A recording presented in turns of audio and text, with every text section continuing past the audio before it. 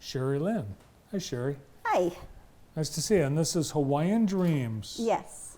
I've never been to Hawaii. Have you? Yes. Okay. Yes. Do you need to have been to Hawaii to write a book called Hawaiian Dreams? No. I went online and got a lot of information on the island of Oahu, and my husband was over there in the Air Force for 3.5 years. So he told me a lot of stories about the island and what he did, and just things like that. And so the book is actually based on his events. His early events, and there's a couple stories when he was in the Air Force that are pretty comical, and but anyway, it's a fictional romance suspense novel, and it's pretty exciting, really. Well, I was reading a biography about you, and I'm sorry your husband passed away, and unfortunately wasn't able to enjoy the story that you've written, but must have been for you a way to keep your husband's memory alive. Yeah, and it did give me some closure as well. I mean, he had this dream of owning a Hawaiian restaurant, and it just came to me that I should be writing this story. And anyway, I just decided to do this, and then of course I work at the Michigan State Police, and they give me a lot of ideas on crime scenes and different things like that, and I listen a lot,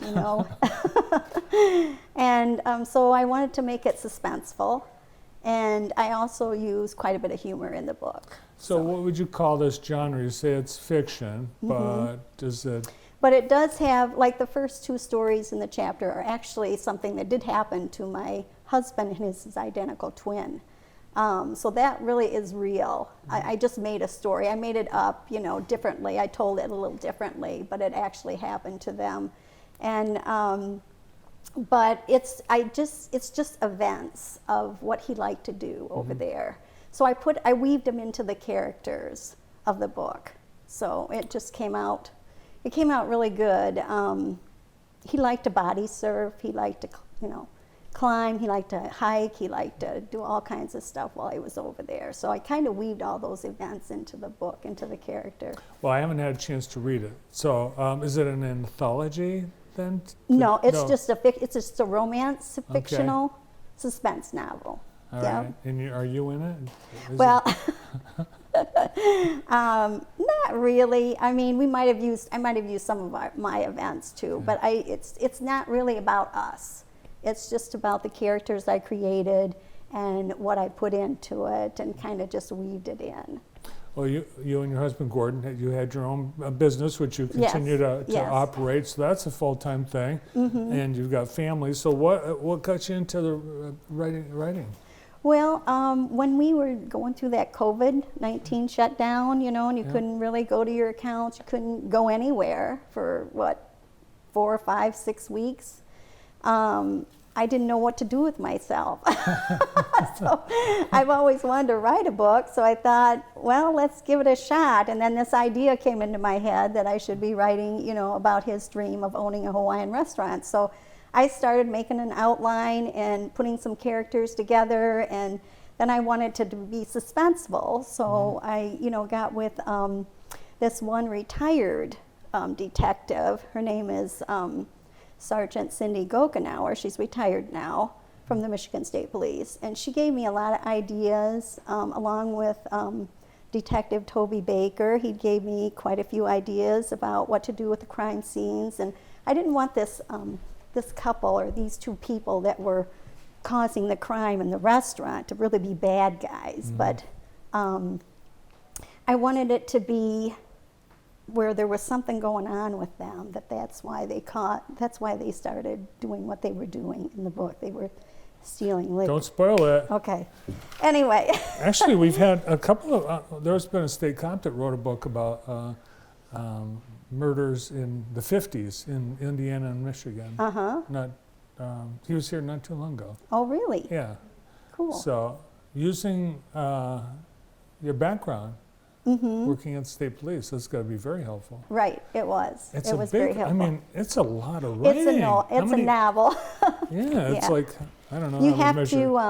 you have to usually, if you're going to consider it a novel, it has to be at least 150 pages in manuscript formed or over 100,000 words. Well, it's 370 pages. Yeah.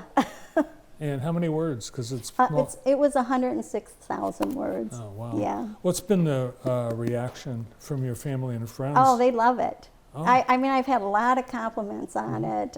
People say they couldn't put it down. They like Jenna and Mike's story. You know, that's the first Trevane brother is Mike. He's the main character.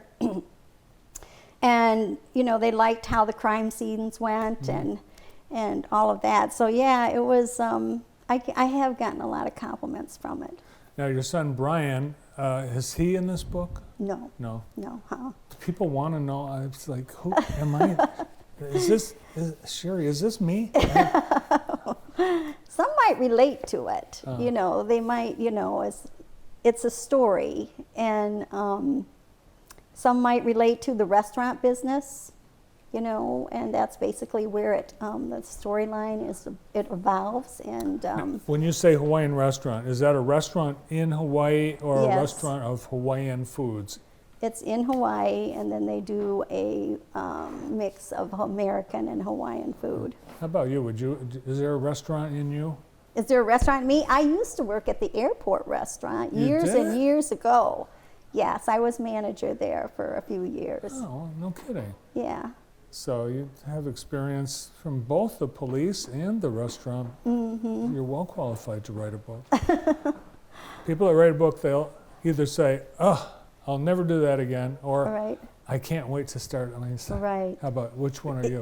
That's the way I am. Like I say, I've already written a second book, Hawaiian Oh, yeah, Flames, that's right.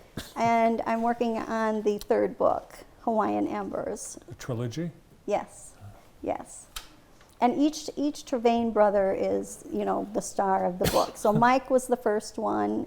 The older brother, Peyton, is the second one, and then Mark will be the last book. How long did, you wrote this in the shutdown. Yes. That's pretty fast. Well, that one took me, I started it in the shutdown, but that one took me 7 months to write. Okay. And then the last one took me a year. Well, that's real. I mean, that's pretty fast for that size of a book. And, wow. Yeah. Where are these books available? Well, you can get them off my website at swlynnebooks.com. And if you scroll down and click on View Book, it will go to the different sites you can order it from. So it's on Amazon, and it's on Barnes & Noble, and it's on Dorrance Publishing. Has You can get Hollywood 'em. come calling? Not yet. Not yet. Maybe they will with the second one. That one's pretty explosive. Well, there you go. Who knows? Maybe coming to a theater near you.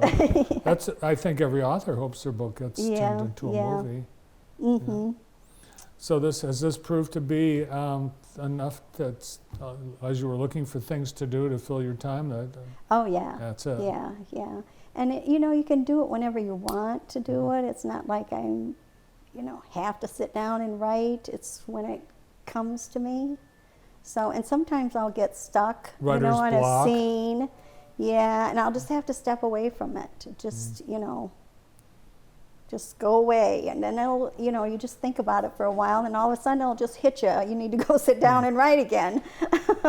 Well, it's a lot of hard work, and I understand you grew up on a dairy farm, so if anybody Yes. knows the meaning of hard work, it's someone that grew up on a dairy farm. Yes, yes. I mean, I started driving tractors when I was 12 years old, so, it was just something that, you learn to work, and, we milked the cows and, worked in the hay fields and all of that, so, yeah. Yeah. But it was, I never minded it. I really enjoyed being on the farm, and we had a great family, and it was just, I wouldn't change it for anything in the world. Well, it made you the person you are today, being able to write a book. And we appreciate you coming and talking about it with us today. Well, I'm glad you have me. Yeah, I hope it's a big success. Her first book, Hawaiian Dreams, Jackson's own Sheri Lynne. I can't believe we've run out of time. My goodness. Thanks, Sheri. Thanks to all our guests on the show today. Thanks to our great sponsors here, our awesome crew. Now, tomorrow we'll all be back here on the morning show. Dana Brown, Wendy Clow, and Phil Fishmeister. Tomorrow afternoon, Dr. Ravi Polasani, Kyle Luddig with Tax Talk, Kelby Wallace, Justin and Roberta Dallenberg, and Pat Soul. Thanks for watching. We'll see you tomorrow.